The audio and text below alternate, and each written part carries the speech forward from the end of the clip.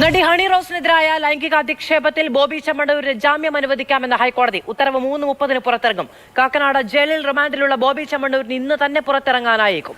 ജാമ്യ ഹർജിയിലെ ഹണി റോസിനെതിരായ പരാമർശങ്ങൾ ബോബി പിൻവലിച്ചു. കൂടുതൽ വിവരങ്ങളുമായി ബിനിൽ ചേരുന്നുണ്ട്.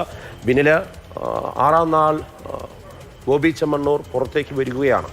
എന്തെല്ലാമായിരുന്നു കോടതിയിൽ വന്ന വാദങ്ങൾ? അതോടൊപ്പം തന്നെ കോടതിയിലേക്ക് ഈ വിഷയം വരുമ്പോൾ പല പരാമർശങ്ങളും ബോബി നടത്തിയിരുന്നു, അതെല്ലാം പിൻവലിക്കുകയും ചെയ്തിട്ടുണ്ട്. എന്തെല്ലാമാണ് വിശദാംശങ്ങൾ?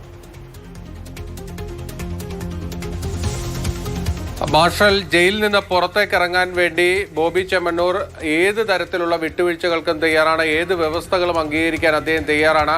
അതാണ് ഇന്ന് കോടതിയിൽ വ്യക്തമാക്കിയിരിക്കുന്നത്. ഹർജി വായിക്കുമ്പോൾ തന്നെ ആ കോടതി ഹണി റോസിനെതിരായ ബോബി ചെമ്മണ്ണൂരിന്റെ ചില പരാമർശങ്ങൾ അതൃപ്തി രേഖപ്പെടുത്തി. അതോടുകൂടിയാണ് ആ പരാമർശങ്ങളെല്ലാം പിൻവലിക്കുകയാണ് എന്ന് അദ്ദേഹത്തിന് വേണ്ടി ഹാജരായ മുതിർന്ന അഭിഭാഷകൻ ബി രാമൻപിള്ള കോടതിയിൽ വ്യക്തമാക്കിയത്. ബോബി ചെമ്മണ്ണൂരിന് ജാമ്യം നൽകാമെന്ന് കോടതി നിലപാടെടുത്തു. അതിന്റെ കാരണം എന്നത് ഈ ബോബി ചെമ്മണ്ണൂരിനെ പോലീസിന് കസ്റ്റഡിയിൽ ആവശ്യമില്ല. കാരണം ഈ കേസിൽ കസ്റ്റഡിയിലുള്ള ചോദ്യം ചെയ്യലിന്റെ അനിവാര്യതയില്ല.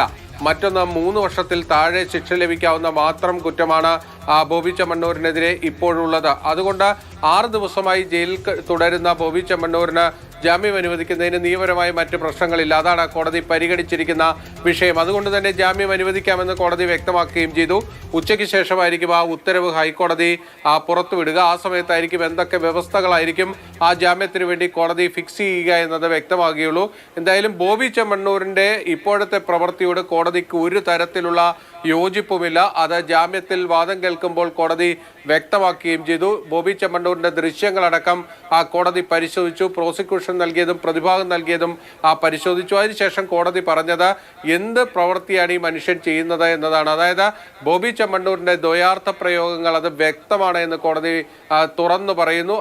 ഇതൊന്നും പൊതുസമൂഹത്തിൽ പറയേണ്ട കാര്യങ്ങളല്ല. അതുകൊണ്ട് തന്നെ ബോബി ചെമ്മണ്ണൂരിന്റെ ഈ പ്രവർത്തികളോട് കോടതിക്ക് ഒരു തരത്തിലുള്ള യോജിപ്പുമില്ല. അതുകൊണ്ട് കൃത്യമായ വ്യവസ്ഥകൾ കോടതി ആ ജാമ്യത്തിന്റെ ഭാഗമായി ഉണ്ടാകുമെന്ന കാര്യം തീർച്ചയാണ്. സർക്കാർ പറഞ്ഞിരിക്കുന്നത് കർശനമായ വ്യവസ്ഥകൾ വേണം, സമൂഹ മാധ്യമ ഇടപെടലുകൾ. ഈ പരാമർശങ്ങൾ ശരിയല്ല എന്ന് കോടതി ആദ്യഘട്ടത്തിൽ പറഞ്ഞപ്പോൾ ഇനി അത് ആവർത്തിക്കില്ല എന്ന് അഡ്വക്കേറ്റ് അടക്കം വ്യക്തമാക്കിയതാണ്. എന്നിട്ട് ജാമ്യ ഹർജിയിൽ വീണ്ടും ആരോപണങ്ങൾ ഉന്നയിക്കുക, അത് സ്വാഭാവികമായും കോടതിയുടെ പരാമർശം ക്ഷണിച്ചു വരുത്തുന്ന ഒന്നായിരുന്നില്ലേ?